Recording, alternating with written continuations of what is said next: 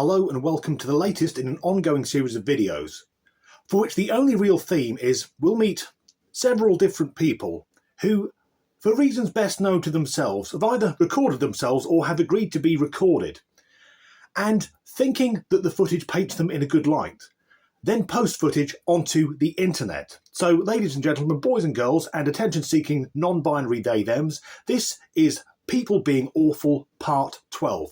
Now, this first clip, though, the people in it aren't really being awful. It's more that I feel sorry for them, and I've had to cut this clip right down because after I'd watched about a minute of it, I could feel my virginity trying to grow back.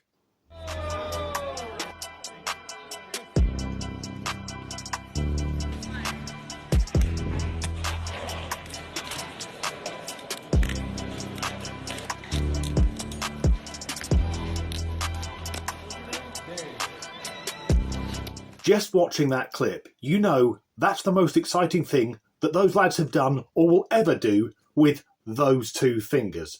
And yes, there were some women in the clip, but I'm guessing either they are the mothers to some of the younger lads there, or the type of women who, there's no nice way to put this, have very obvious pronounced learning disabilities. And it's great they can all meet up for their hobby of finger skateboarding, because that reduces the chances of us bumping into them in the street.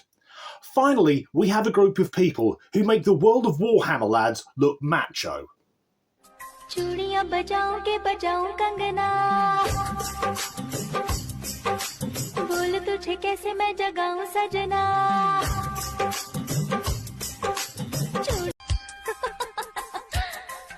the most part, I just find that clip confusing. Is that individual so ghastly, so awful, so irritating that they cannot find anyone else to dance with them? And the reason I'm saying them rather than he or she is I'm not entirely sure what it is. But that whole thing of wearing two halves of two costumes, that's not new, that's not original, that's been done before. And it got me thinking, is this some bizarre Bollywood tribute to Tommy Cooper? And if you're watching from outside the UK and you don't know that name, I urge you to Google Tommy Cooper. He was one of the greatest stand-ups of all time. Now, let's get emotional. You will be my girl, my girl, my girl. Crying because her partner left her after she came out as polyamorous. First up, why is she dressed like a burglar from a bawdy 1970s British comedy?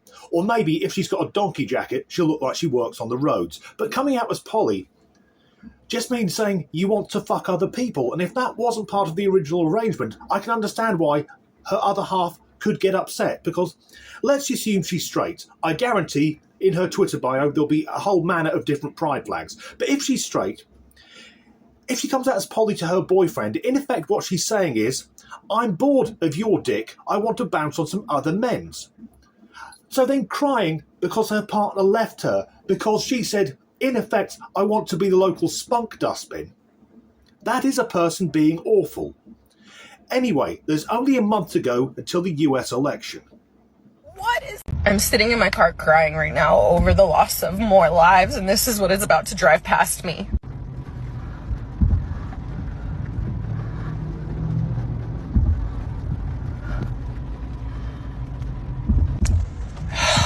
I'm like shook right now. Oh, there's another one coming. There's a parade of them. I'm shaking. What is wrong with people? These are human beings. These are lives. Shook. I'm fucking shook.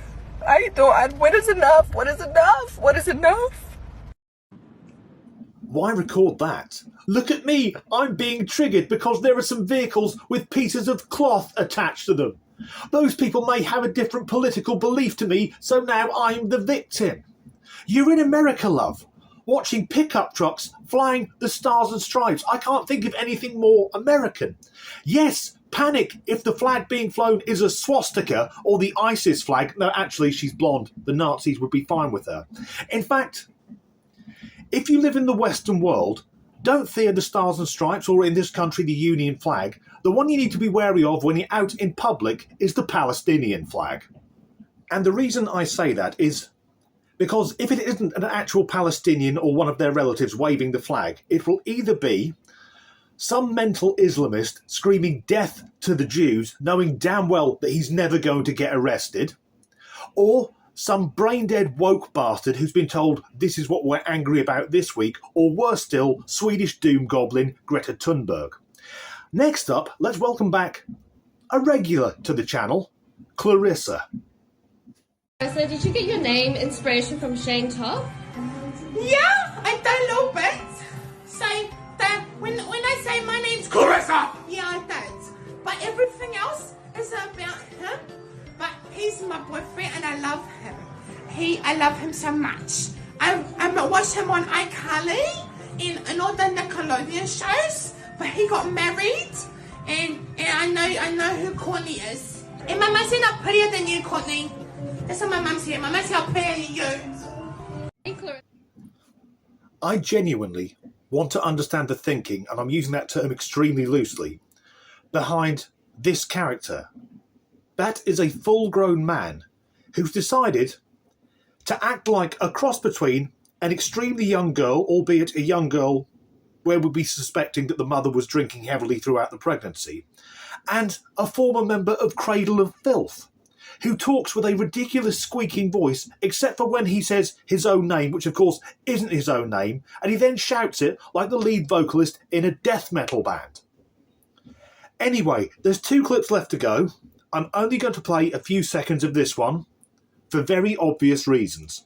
.org. It's short for virtuous pedophiles. Not virtuous as in they're better than everyone because they're attracted to children, but virtuous like having moral standards and a sexual orientation that they have no control over, like the rest of us. Before you get all worked up, I'm talking about pedophilia, not child molestation or rape. Pedophilia is the sexual attraction to children. It's a paraphilia. The mad staring eyes that all of them on the far left have all the time, apart from when they're not fucking crying. So that's a woman trying to persuade us to be nice to, or at least sympathetic to, kiddie fiddlers. No, they all belong in hell, and trying to draw a distinction between those who commit the abuse and the sickos who look at it on the dark web, or in the BBC studios, that's splitting hairs, love. I'm really struggling to find a joke here. So let's finish on a man who is a walking joke.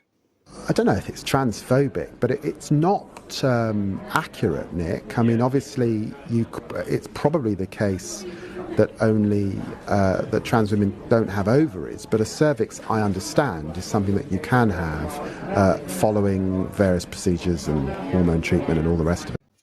For those who don't know, that is David Lammy, the Foreign Secretary.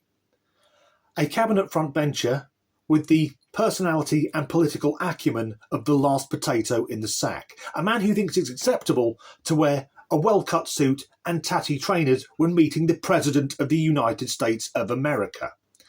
He's also up to his neck in sleaze like the rest of the current government. But there he was in an older interview stating that trans women, or men as they're more commonly known, can have a cervix. The Foreign fucking Secretary. Anyway, that's the end of this video. If you enjoyed it, please do like and subscribe if you haven't already. And as ever, thanks for watching. Partner left her as she came out as polyamorous. How do you come out as polyamorous? That just means with a bollocks.